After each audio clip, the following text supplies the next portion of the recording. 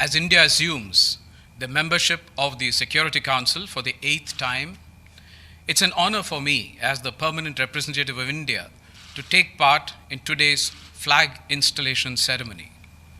It is a proud moment for my country and my delegation. I thank my Prime Minister for the trust he has reposed in me to represent my country in the Security Council. I am grateful to the Minister of External Affairs for his support. I am grateful to all the member states of the United Nations who have given us an overwhelming mandate to represent them in the Security Council. My deep appreciation to the delegation of Kazakhstan for instituting this practice of the flag ceremony, and our best wishes to Tunisia for helming the reins of the Security Council for January. Our appreciation to the outgoing members, Belgium, Dominican Republic, Germany, Indonesia, and South Africa. We are inspired by their contribution to the Council's work over the last 2 years.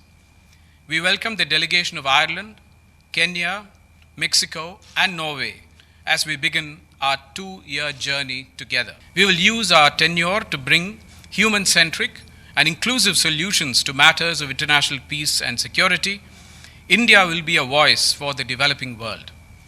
We will not shy away from raising our voice against the common enemies of humanity like terrorism, peacekeeping, peace building, maritime security, women and youth, especially in conflict situations, and technology with a human face will receive our attention while on the Council. We look forward to our collective pursuit for an ideal where the world is one family, Vasudhaiva Kudumbakam. Even as the world comes together in solidarity to face the COVID-19 pandemic, which has thrown our lives out of gear, we would do well to remember the words of the great Indian philosopher Swami Vivekananda, who said, and I quote, "Each nation must give in order to live. When you give life, you will have life. When you receive, you must pay for it by giving to all others."